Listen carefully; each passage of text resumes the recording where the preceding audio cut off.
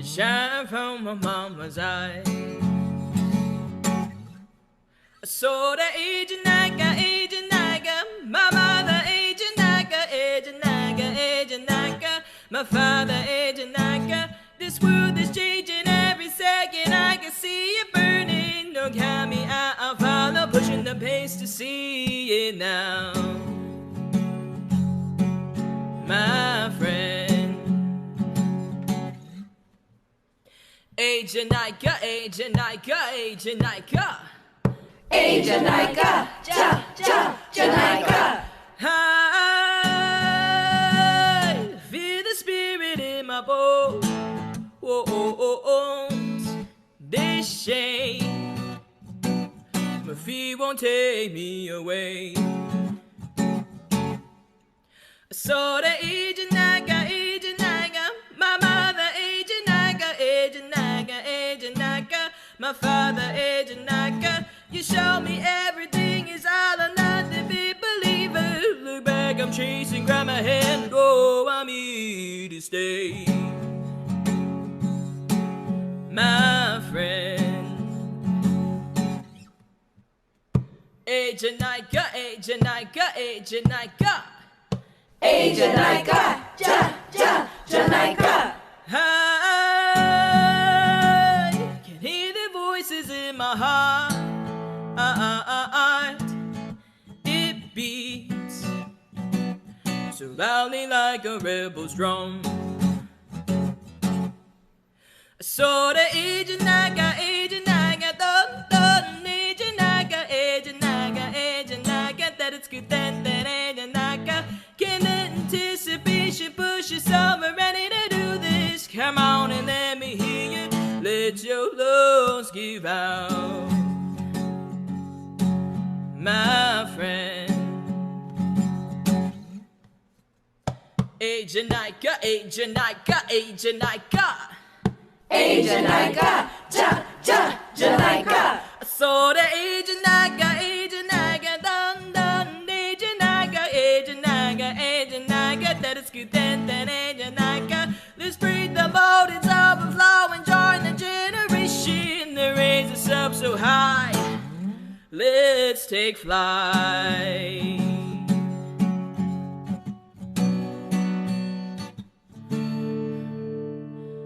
Let your fire ignite.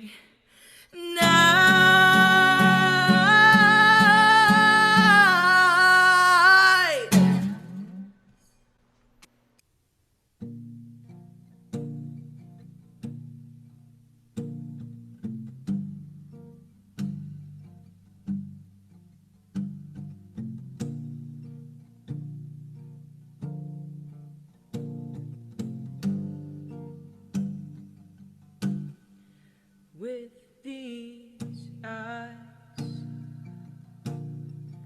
I'll look after you for as long as you stay with me.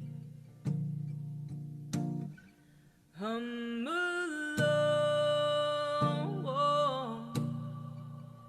we will sing together and play our sweet memories.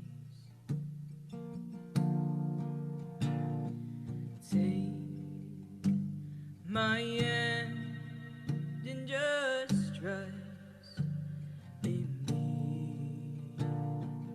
Close your eyes and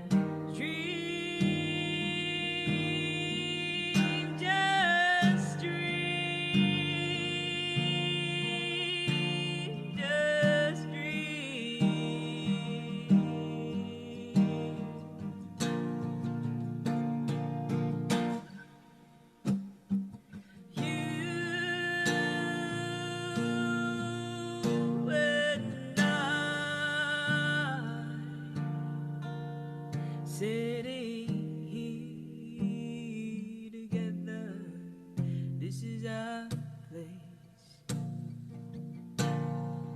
When I cry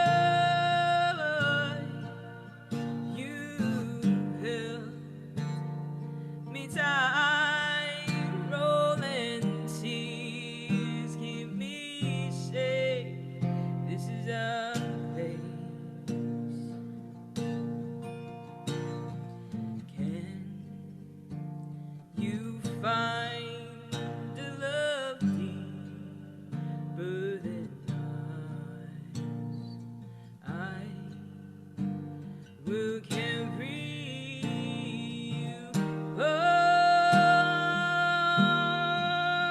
you.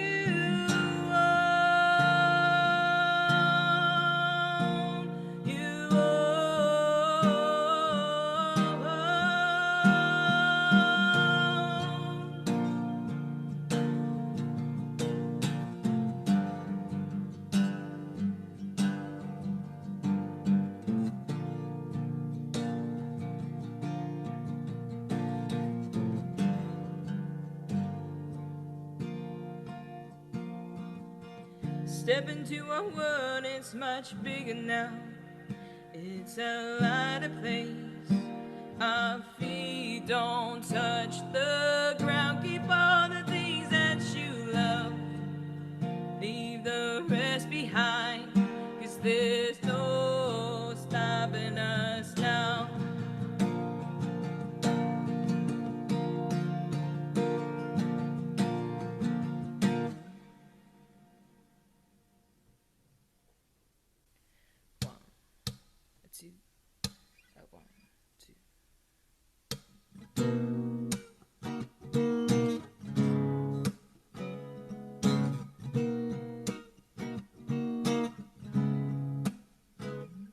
There's a fight in this world to feel like you belong, but I know it's right with you, baby.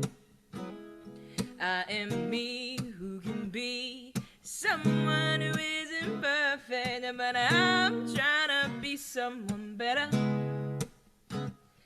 And I am a natural being with a supernatural feeling.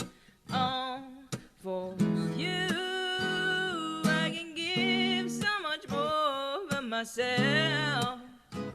You better believe it, baby. Not a day I want to come with an empty heart, that you are not the one by my side.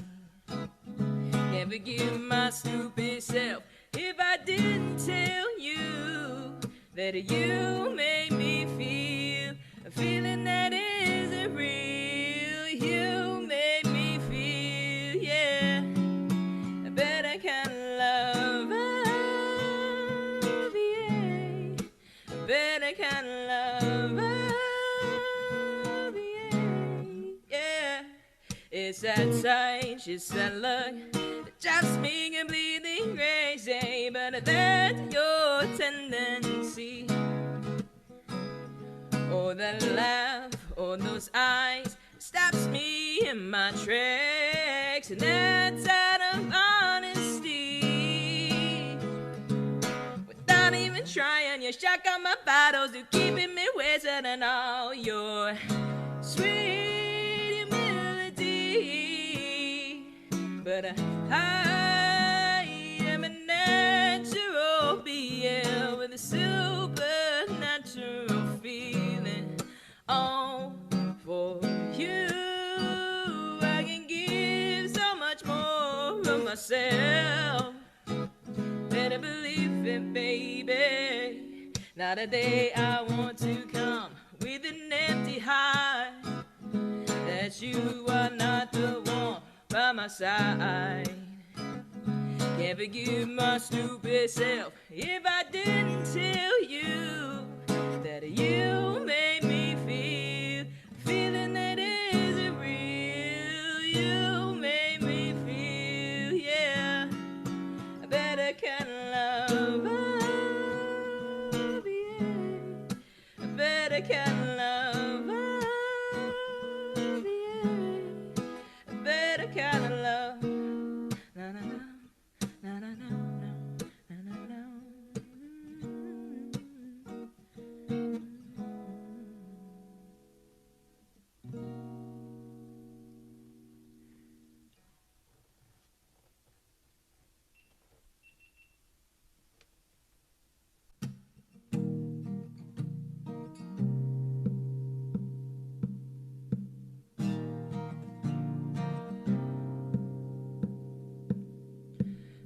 Too loud but not enough.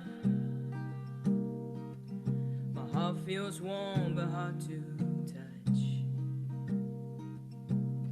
I shy away when you say my name. Nerves go wild but go away. Ooh, baby, ooh. Do you think you are? Ooh, baby, ooh. Do you think you are? Oh, honey, you makes me feel so good, good, good. When I'm feeling loving you. I am free to be me, when I'm around you, around you. Your dark brown eyes entangle me, makes it hard to balance reality. But home isn't too far when I see your face. I promise I won't run away. Now, honey, it makes me feel so good, good, good. When I'm feeling loving you. I am free to be me, when I'm around you, around you.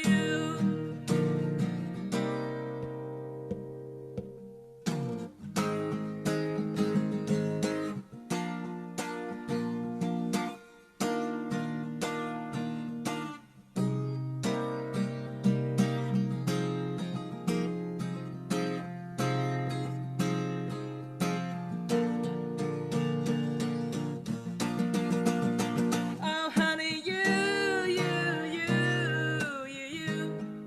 makes it feel so good, good, good.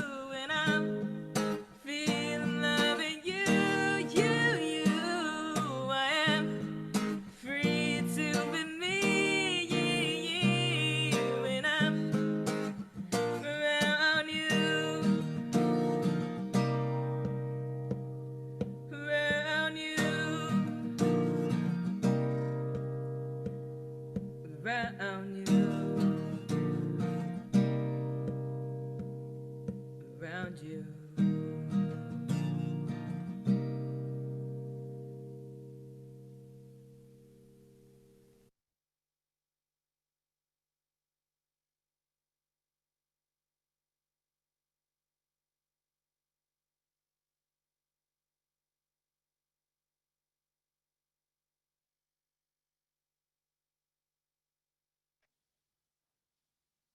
All right. Welcome, everyone. Will everyone please join me in Gasho, or a moment of gratitude and mindfulness, as we appreciate our presence here today. Namo Amida Butsu. Namo Amida Butsu. Namo Amida Butsu. Namandas. Namandas. Thank you. Hello, everyone. My name is Casey Mukai, and I will be your MC for today. On behalf of YBE, I would like to thank all of you for joining the Young Buddhist Editorial's one-year anniversary event, Voices of Resilience. To begin, we would first like to acknowledge that the land we are on, if you are currently in the United States, is stolen land due to the forced removal of First Nations and Indigenous peoples. It is important that we understand the history that has brought us to be here today and occupy this land, and seek to understand our place within that history. However, although we are grounding ourselves in this history, we must also remember that Indigenous people are not just legends of the past. They are still here and thriving despite the violence that has been perpetuated against them by the US government and settler colonialism. We must remember this as we navigate our own past, present, and future in the fight for social justice, And we must not contribute to the exclusion and erasure of the First Nations and Indigenous peoples who have been fighting for social justice since the first colonizers arrived. Thank you to our supporters, readers, workshop attendees, and more who have contributed to this community and platform that YBE stands as today. For those of you that are new with us here right now, or this is your first time hearing of us, welcome. The Young Buddhist Editorial was started in January of 2020 by a group of young Japanese American Jodo Shinshu Buddhists while at a YMA retreat at Seattle Buddhist Temple, many of whom are on this call now. We were started with the intention of creating a space and platform for young Buddhists to foster growth, community, and interconnectedness while creating a dialogue between young Buddhists and other generations of Buddhists. From there, we have grown and expanded into so much more. With 30 young and highly dedicated volunteers, we have successfully published and held 3 open calls, 4 book clubs, 5 completed social justice workshops, and over 95 articles, and so much more. Our 1 year has been a year of accomplishments, to say the least. If you would like to read our articles and content in their completion, visit our website at youngbuddhisteditorial.com. However, as far as we have come, we feel that it is vitally important for us to acknowledge our areas of growth as well. While we are striving to create a space for Pan-Asian and Pan-Buddhist community, our organization does not reflect the broad diversity of Asian Americans and Buddhism at the moment. We come from humble beginnings when a group of Japanese American Shin Buddhist friends came together to share their own experiences and stories within their community. We never imagined how impactful our message would become and how far our reach would grow in this short year. Our hope is that as we grow, we begin to reflect the diversity of Asian Americans from South, Southeast, Central, and East Asian backgrounds, as well as those of various mixed race Asian, queer, and socioeconomic identities, without tokenizing and marginalizing others. Ultimately, we hope that YBE can become a cultural and religious place of refuge for Asian American Buddhists and Buddhists of marginalized identities. However, all this would not be possible without your support. Since we are a volunteer-run organization with big plans for the future, this event is also a fundraiser in which we hope to raise $2,000. As we celebrate the 1-year anniversary of YBE, your kind contributions will allow us to further our mission in connecting young Buddhists, uplifting intersectional perspectives on the Dharma and adjacent cultural experiences, and promoting social justice in service of our communities, and so much more.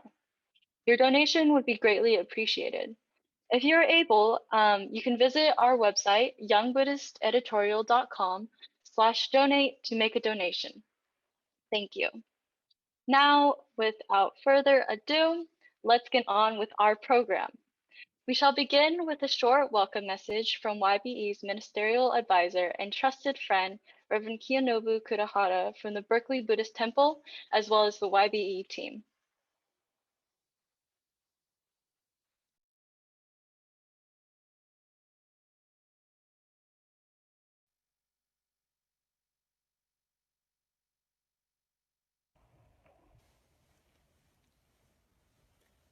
Hi, this is Reverend Kiyonobu Kuwahara, Berkeley Buddhist Temple. Welcome to the YBE 1-year anniversary. I deeply appreciate your support for the YBE activities. Let us continue to support these young adults because they are working hard to spread the Dharma and the Jodo Shinshu teaching in the world.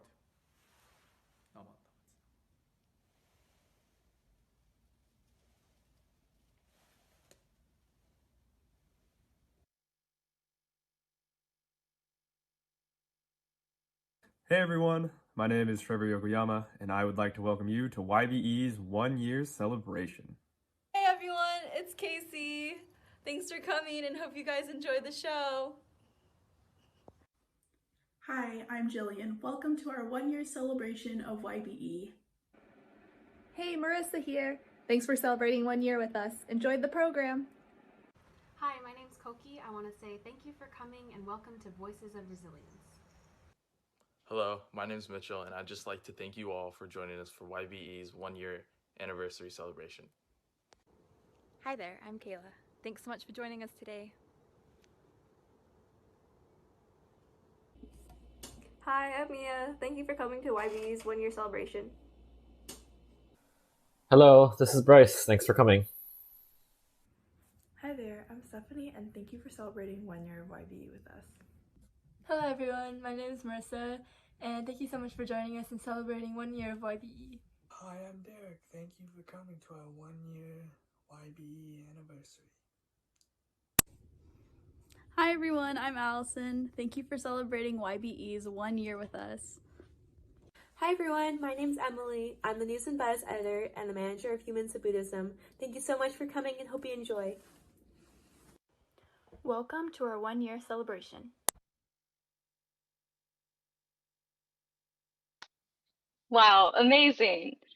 Thank you, Reverend Keo, for that wonderful welcome message. We really appreciate all the guidance and support that you have shown YBE, and we are so lucky to have you with us. Additionally, thank you to our wonderful cabinet and team for the warm welcome.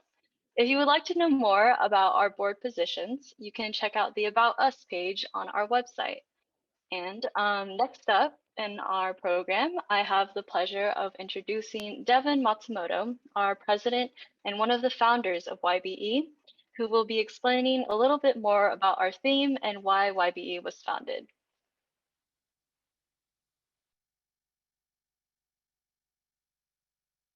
Good evening, everybody, and Happy New Year. My name is Devin Matsumoto, and I am the current president of the Young Buddhist Editorial.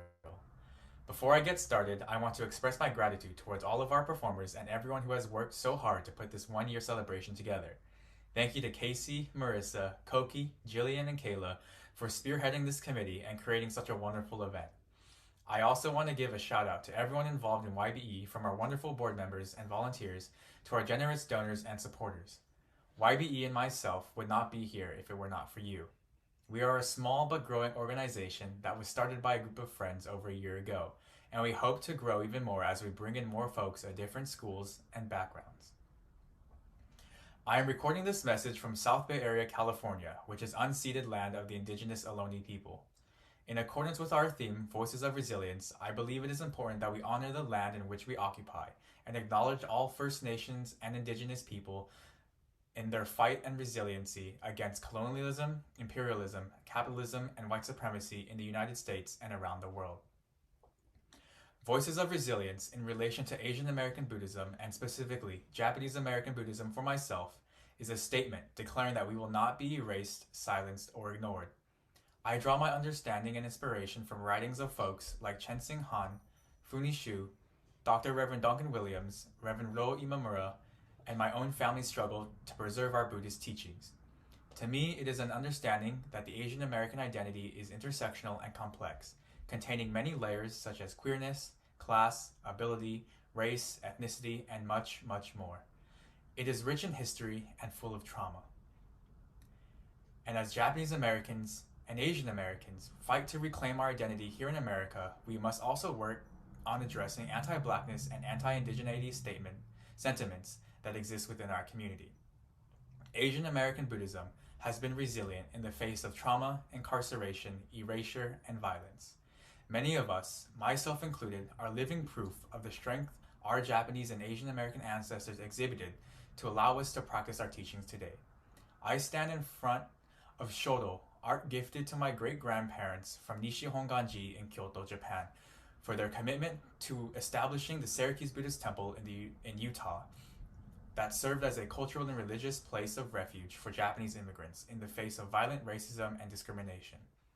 Today, I hope that the Young Buddhist Editorial can serve as a cultural and religious place of refuge for young Asian American Buddhists and Buddhists of other marginalized communities as we continue to strive for equity in a world free of suffering. Voices of Resilience ultimately means that Buddhism teaches us that only when Black Lives Matter can we all be liberated from white supremacy and the systems that perpetuate suffering in this life. Yes, Asian American hate crimes and anti-Asian racism and discrimination has risen exponentially since the start of this pandemic due to racist falsehoods spread about the cause of this pandemic. However, the rise of such hate only reminds us that of the racism and discrimination that has existed before the COVID-19 pandemic, which targeted Asians and Asian Americans. This pandemic has also forced many in our community to confront anti-Blackness and the lived experience of the Black community here in America. White supremacy has caused divisions between our two communities, but we must understand that we come from a history of ancestral solidarity. As Asian American Buddhists, we should rely on our Buddhist teachings and culture of resistance to ground us in our struggle for liberation. Thank you all for coming to today's celebration. I hope you enjoy all of our wonderful performers and our keynote speaker, and please take some time for yourself to relax and reflect on how privileged we all are to be in this shared space together despite all of the chaos surrounding us in this present moment. I would like to close with a short poem I wrote. Forgotten voices, my Gasho is resistance. I am who I am. Namo Amida Butsu, Namo Amida Butsu, Namo Amida Butsu, Namo Amida Butsu. Thank you.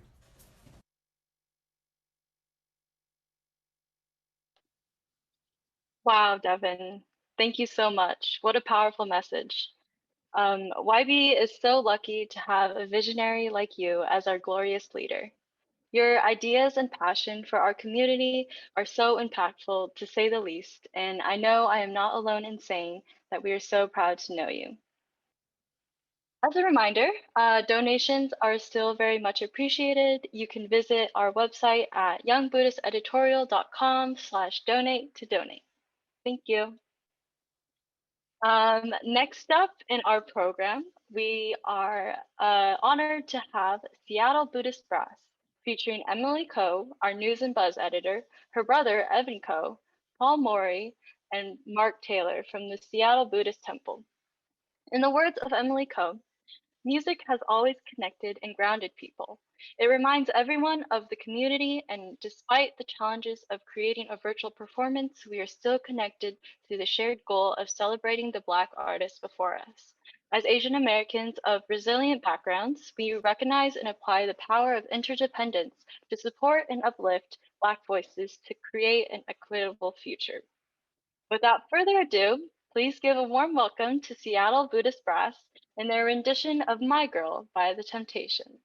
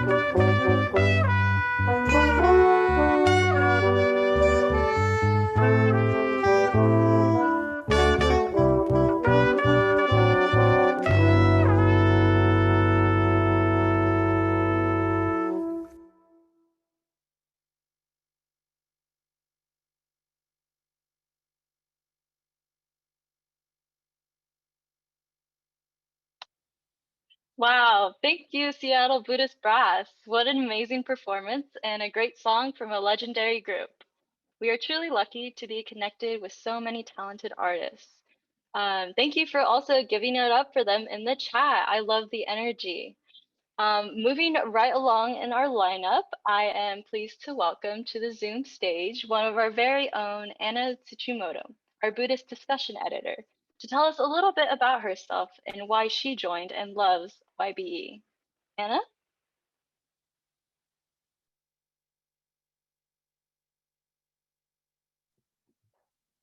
Hi everyone, and happy anniversary to YBE.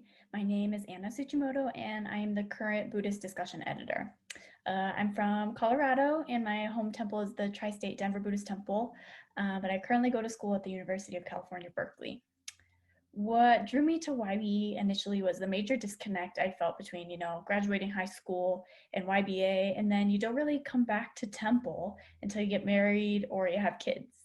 And so I moved away from my home state for college a few years ago, and I really miss the Buddhist community, especially, those who I had grown up with in Dharma school.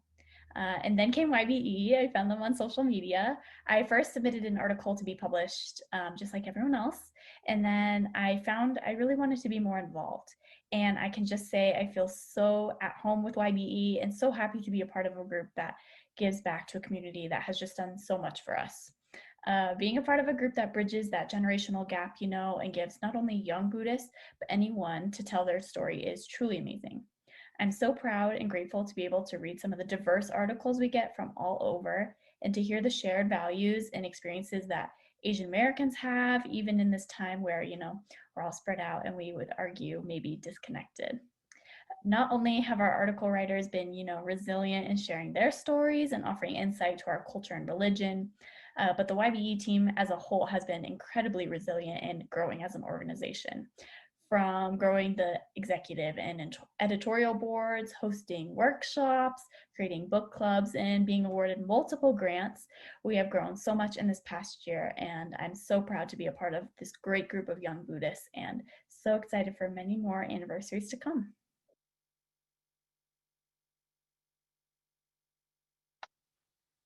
Thank you so very much for that, Anna. It's great to hear about your experience, and also it's a pleasure having you on the YBE team. Next up in our program, we have a demonstration in Shodo, or Japanese calligraphy, by Seiji Hayashi. Seiji is currently in grad school at the University of Colorado Boulder studying supply chain management. He is also a member of our Social Justice Committee who helped us formulate our workshops held over the summer on Black Lives Matter and anti-Blackness.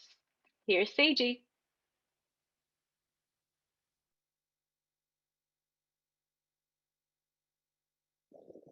Hi, my name is Seiji Hayashi. My pronouns are he, him. I'm a member of the Salt Lake Buddhist Temple, and my craft is Japanese calligraphy or Shodo. I've been doing it for about 17 years now. I started when I was 5 or 6 years old, and I was taught by my grandfather, the late Reverend Matt Hamasaki. He actually did these pieces that you see in the background.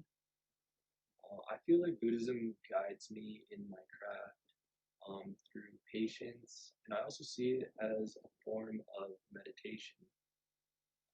So for Voices of Resilience, I decided to do the kanji character of knowledge. Thank you.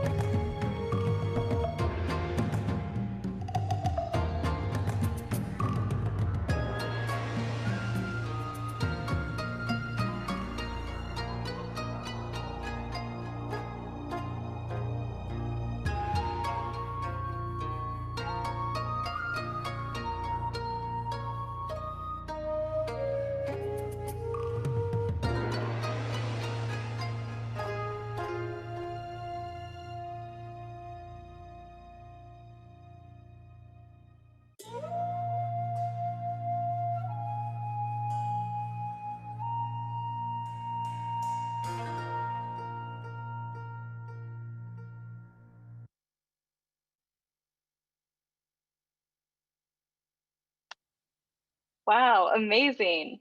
Thank you, Seiji, for that spectacular demonstration. Watching you do calligraphy is truly enchanting. And actually, Seiji is here with us now on the call, so if you guys can give him some love in the chat as you are been doing, that'd be great. But yeah, thank you, Seiji. In our next performance, we have Kenny Fong from Salt Lake City Temple and Ogden Temple in Utah. Kenny Fong is a freelance musician and has performed music professionally for about 6 years on the saxophone, clarinet, flute, and piano. After studying music at Stowe College for 4 years, he performed on cruise ships for about 2 years, allowing him to travel to over 75 countries. Wow. Now, we are honored to hear him perform at our event with his piece, KK Soul.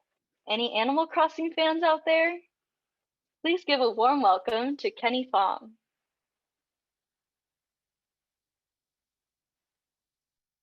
Hey everyone, my name is Kenny Fong. I'm a freelance musician located in Salt Lake City, Utah.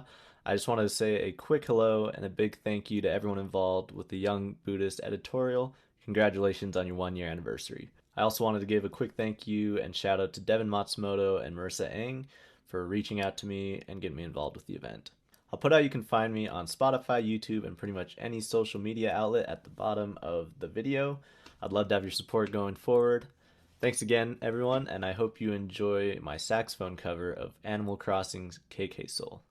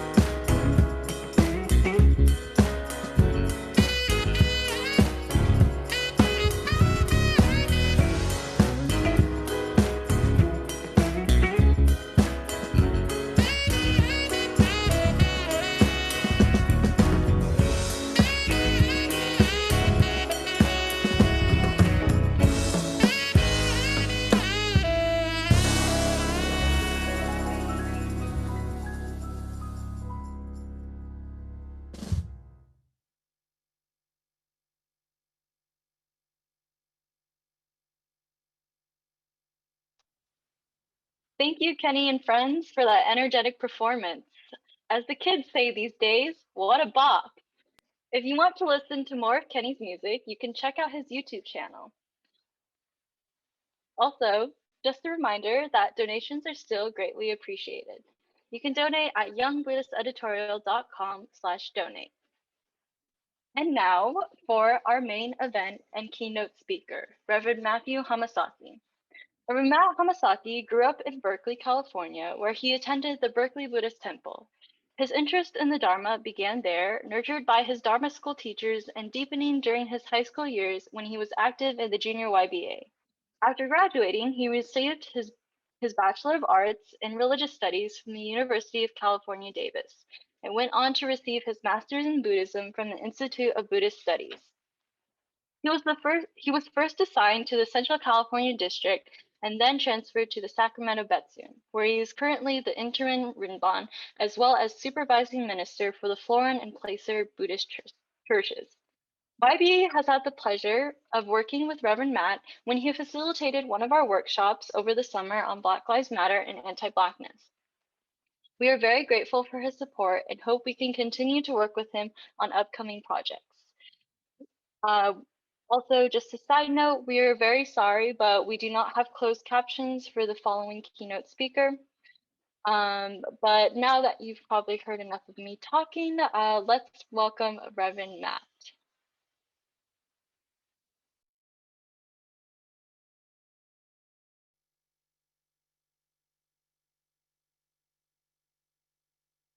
I would like to thank the board members for inviting me, as it is my distinct honor and privilege to be keynote speaker for the first anniversary celebration of the creation of the Young Buddhist Editorial. You have picked a very meaningful and powerful theme in Voices of Resilience, so much so that I felt underqualified to speak to such an awe-inspiring prompt, to the point that I asked that perhaps there might be someone else who was a little more capable of conveying such a message.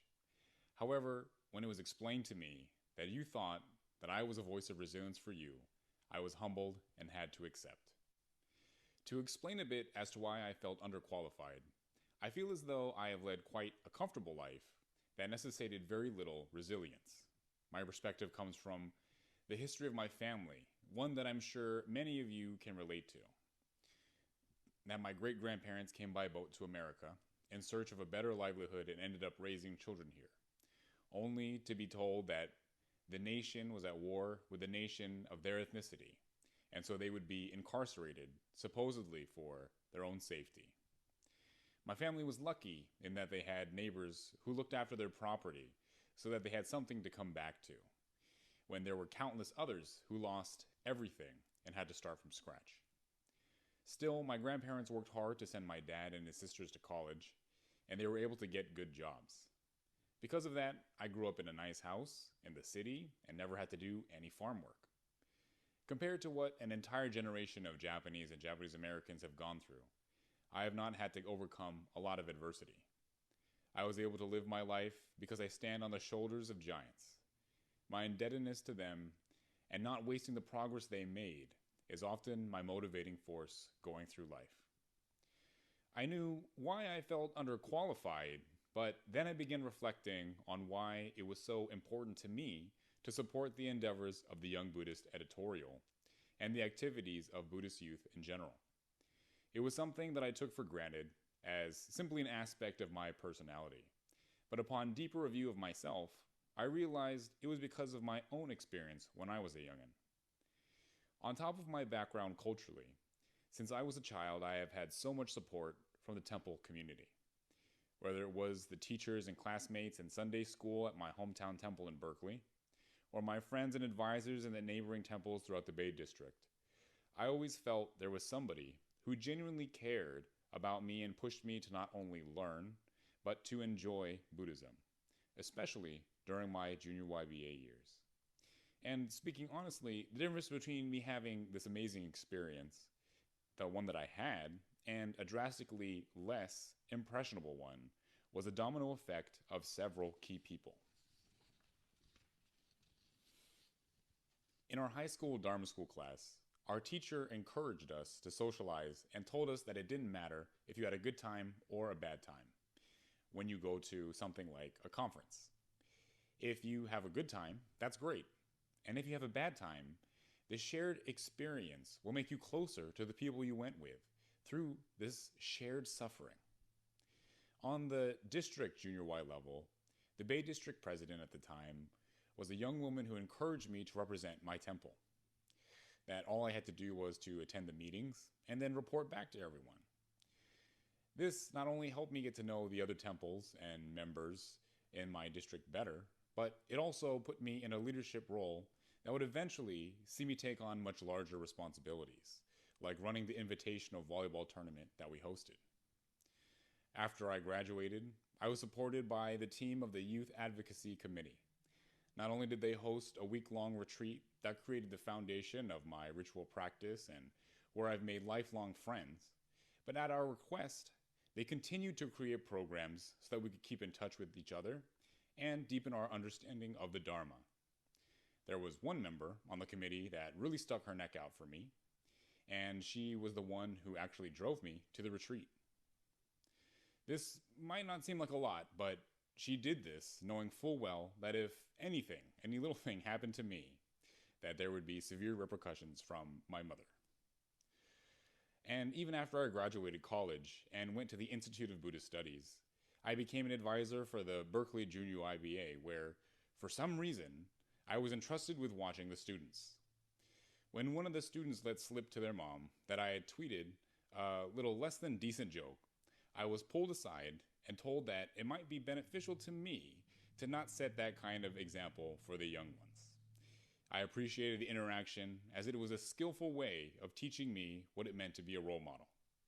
And when I became a minister, in my training, I was treated very well by one of my seniors. He told me that when he was a younger minister, he was treated very well by one of his seniors, who expected nothing in return, but that it was his responsibility that he should take care of the younger ministers when he got older. All of these interactions, all of these people, had a great deal of influence on who I would eventually become.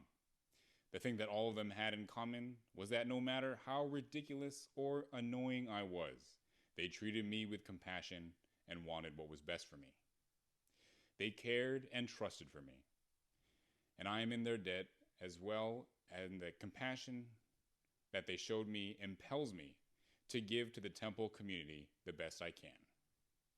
And so when I look at myself as a voice of resilience, it is not because I personally have lived a difficult life. My voice is but a drop in the ocean of a much larger voice. It is but a reflection of all the kindness that I have received since before I was born. And this is why I speak for you all.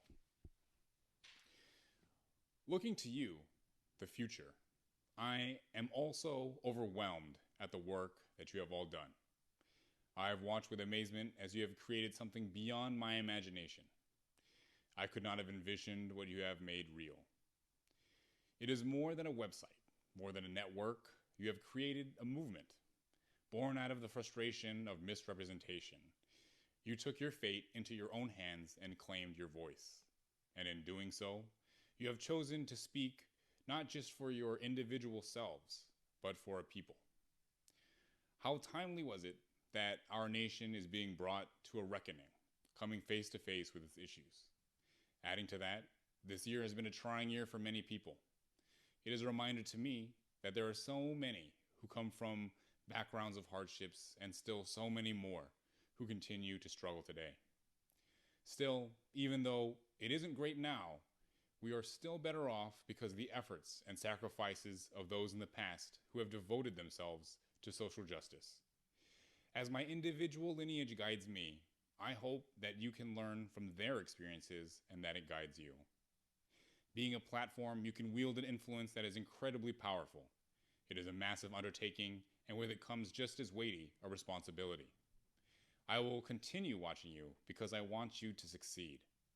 I only know so much, so I rely on those who have come before to teach me how to progress further. Another one of the giants whose shoulders all of us stand on is the Reverend Dr. Martin Luther King Jr. To try to exhaustively state the extent of his influence would be impossible in this time frame. But suffice it to say that he had a great impact on myself, especially his philosophy of nonviolent resistance. Much of what he talks about shares values in Jodo Shinshu Buddhism. And while you may not see what you're doing as specifically a protest, in my eyes, there are much overlap as you've decided to protest the status quo. You have decided to protest the way you have been misrepresented for far too long.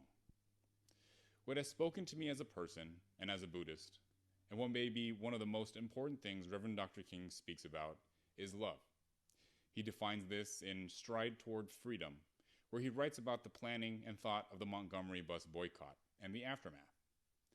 In listing the components of his philosophy of nonviolent resistance, he says that central to nonviolence is the principle of love, explaining, quote, the nonviolent resistor would contend that in the struggle for human dignity, the oppressed people of the world must not succumb to the temptation of becoming bitter or indulging in hate campaigns. To retaliate in kind would do nothing but intensify the existence of hate in this universe. End quote. Which reminds me of the Dhammapada, which states, hatred does not cease by hatred, but only by love. This is the eternal rule. Reverend Dr. King further explains that it isn't an affectionate love, like a romantic or even a mutual love, but rather an understanding and groundless love, a non-discriminatory love, which is devoid of thought of the self and is completely for the other. That you care about them simply for their sake, and instead of expecting love in return, you only expect hostility. It also recognizes that the other person needs this love, that they act atrociously because they have been scarred so badly and thus need the love to remove their anxieties and fears. To me, the love he speaks of is the love of Amida Buddha. The love of Amida has for all sentient beings, regardless of our past or our circumstances. We are taught to try to see within Amida's eyes and to show compassion within Amida's heart. And the way Reverend Dr. King explains it is as good an explanation as I have heard. My appreciation of the Buddha Dharma is that the most important thing in this life, and the thing that we learn the most from, is our connections to one another. These connections form groups that eventually become communities. To have a unified community is the shared goal of the nonviolent resistor and of the Jodo Shinshu Buddhist. And this goal is rooted in faith. While Reverend Dr. King believed in God, he also said, quote, it is true that there are devout believers in nonviolence who find it difficult to believe in a personal God. But even these persons believe in the existence of some creative force that works for the universal wholeness. Whether we call it an unconscious process, an impersonal Brahman, or a personal being of matchless power and infinite love, there is a creative force in this universe that works to bring the disconnected aspects of reality into a harmonious whole, end quote. This faith, this force of the universe, of course to me, is Shinjin. Not my personal Shinjin, but a Shinjin directed toward me as it is directed toward all beings. It is the opposite of our selfish minds and encourages us to help others as Amida does. Shinran puts it in the hymns of the Pure Land, quote, let us overturn the three minds of self-power, whether meditative or non-meditative, which vary with each practitioner. Let us aspire to enter into Shinjin that arises from Amida's benefiting of others, end quote.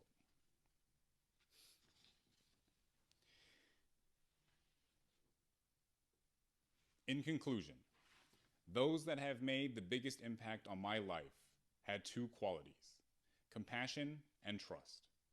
I try my best to continue to have these two things guide my life, and it is my hope that you will too. You have taken a monumental task, and it will be difficult, and you will stumble.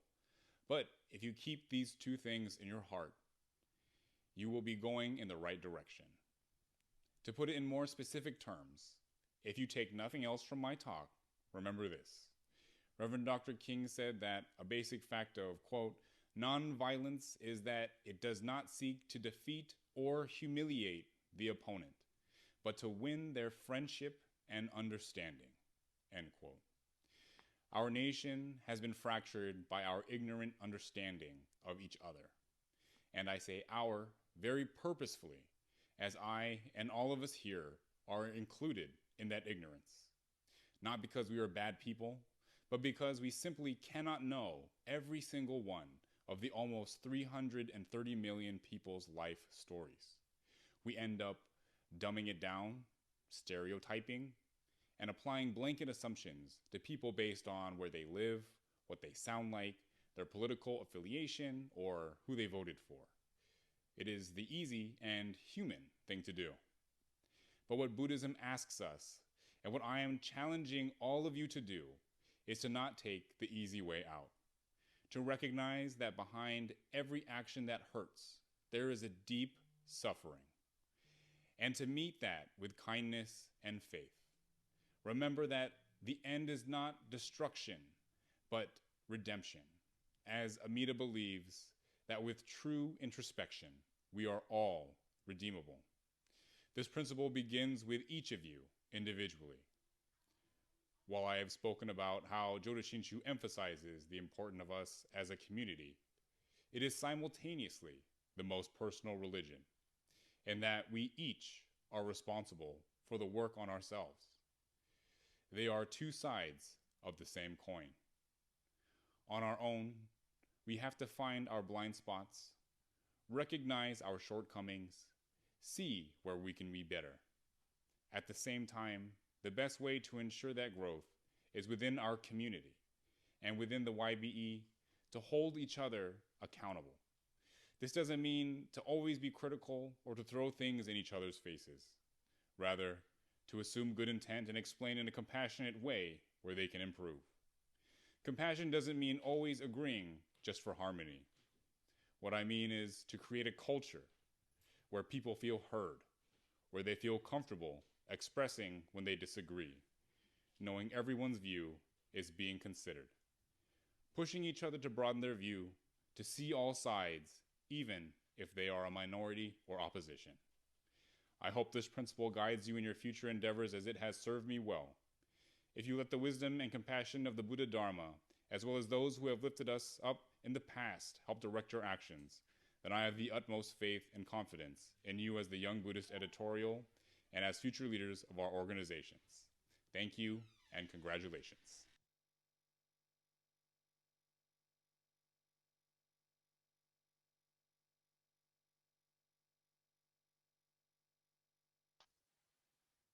Thank you, Reverend Matt. That was an amazing message about representation and resilience, as well as interconnectedness, compassion, and trust. I think going forward into the future, I, as well as YBE, will hold your words with sincerity. We always appreciate how dedicated and supportive you have been of not only YBE, but other young Buddhist groups in the future of Buddhism. Also, congrats on joining the Dad Club with your new child. Please show some love to Reverend Matt in the chat if you resonated with his words. Also, thank you to all of you who have donated thus far. We have already raised $1,200. Your gifts will help contribute to our mission and various projects in connecting young Buddhists, spreading the Dharma, and advancing social justice initiatives. If you haven't had a chance to donate yet, no worries, we are still accepting. You can head to youngbuddhisteditorial.com/donate. All right, now, coming up on the end of our anniversary event, we have a special presentation from Bonbu Stories, an Asian American arts collaborative. Miharu Okamura, who is on this call today and whose music you heard during the slideshow at the beginning of this event, is a member of this group. They will be introducing themselves, followed by a video of their performance. If you would like to see the whole video, you can visit our website where they submitted this video as part of our Makerspace gallery, headed by Allison Tanaka. With that being said, here is Bonbu Stories.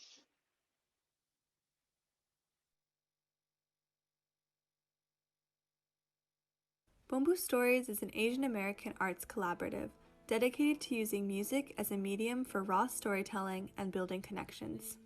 My name is Sydney Shirayama, and I, along with Miharu Okamura, Miko Shudo, Kendall Tani, Emily Imazumi, and Vicky Zhang, gathered under the mentorship of PJ Hirabayashi from Taiko Peace and Chris and Dan Kubo after being asked to create a piece reflecting the intersections of Asian American identity, culture, art, and mental health.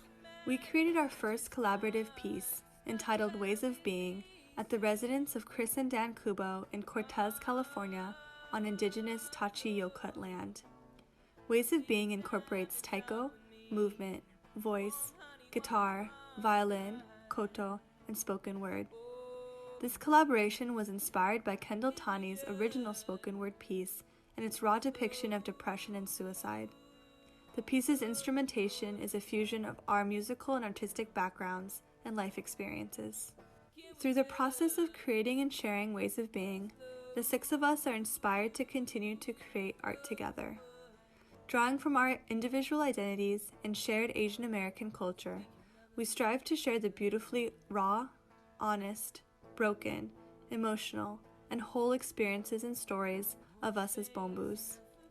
Bombu is a Buddhist term meaning ordinary, imperfect, or unenlightened being. This term carries with it a sense of compassion and acceptance for human life and our flaws, mistakes, and potential for growth.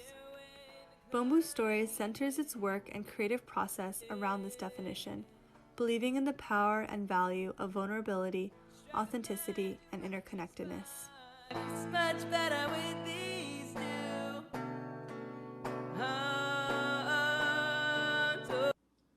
I didn't know the weight of my being until I tried to die. The first time, impulsive, fruitless. The purpose was there, but the blueprint was not. No thought to the variables, no alternatives. Concussive, percussive, the collision of bumper and body rendered me insubstantial for a moment. Ethereal upon impact, corporeal in the aftermath. Its only consequences were helpful bystanders and a fervent apology.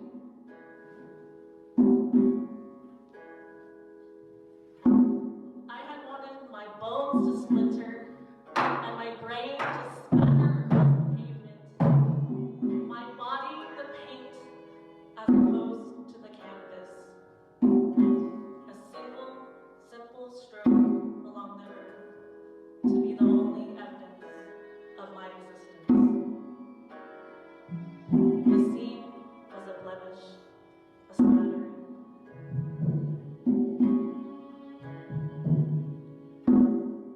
Blood oozing, body purpling, I limped home.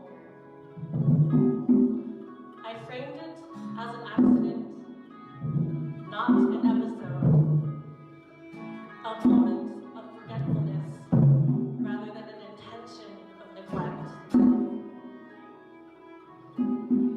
He held me close, tended to my wounds, ushered food to my lips, all well-intended shackles.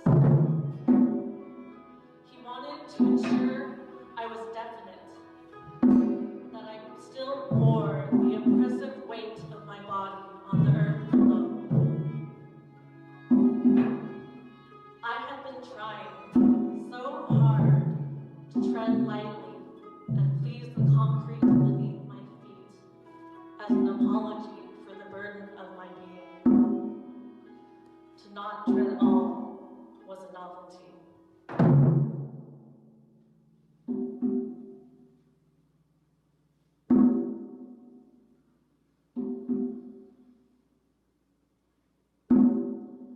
Drafted with error in mind, this attempt was planned. I was thorough. Sea breeze blown brine embedded in my hair, flecks of sand ingrained in my skin. I thought I could be inconsequential, that the froth and foam dissolving into the beach would vestiges of me, consumed in a single swell, the habitual swallow of the tides. I thought the torpor of submersion would be intrinsic, moonlight. But I clawed and I grasped at the crest to drag me back to shore before my body could break on the rocks with the waves. How was I to know that I would fail, that the body had ways of saving, ways of being that I could not predict, so that death wasn't easy?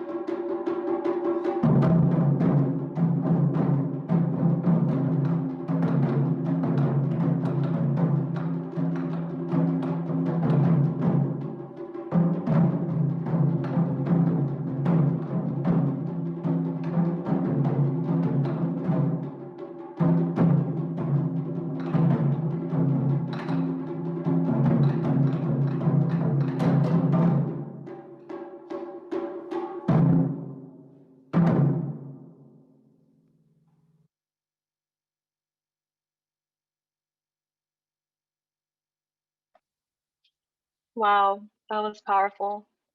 Thank you to the members of Bamboo Stories. That was a beautiful performance and also a wonderful message to your group.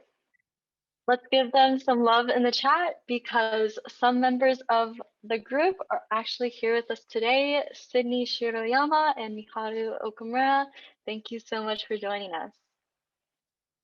Again, if you would like to see this whole performance, you can check out our website where there is a beautiful article and video along with it. And last but not least in our program for you today, we have Mariko Rooks, a valued member of our Social Justice Committee and a dear friend to YBE. She is currently a combined Bachelor's Master's of Public Health candidate at Yale University and a member of the Senshin Buddhist Temple. When YBE was first envisioning our one-year event, we knew that we had to ask Mariko to perform. As you will see in her performance, Mariko, with her powerful and captivating words, is the embodiment of our theme, Voices of Resilience. With that being said, please join me in welcoming Mariko Rooks performing her piece, 2 Months in a Year.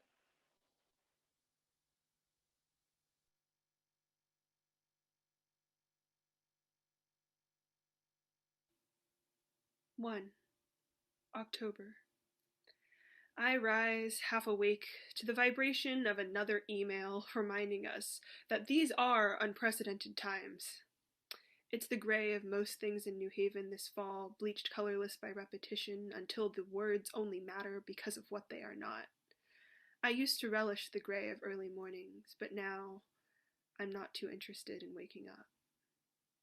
All I want, says Abby, as we walk through filters of masks and smoke, is to take a breath of fresh night air without feeling like a criminal. Yeah, I echo. Says me. Says every woman gripping her car keys after 7 p.m. Says every black person struggling to breathe. But then it is too. December. And sometimes, after a hot winter's day, the smell of fresh baked bread rises from the Los Angeles asphalt, the kind that makes you look both ways before you peel off your mask for an inhale. In a breeze made of dryer warmed sheets, the world exhales before taking its next breath. Painted yellow in the streetlights. For a moment, everything will look like you. They say that love erodes our edges, carves valleys and rivers into stomachs and thighs. around the knots in your chest. Your body will remember this time, whether you want it to or not. It will remind us that sometimes survival is growing faster than our skin cells can knit us together. This is the home stretch, and you, remarkably, are living through it.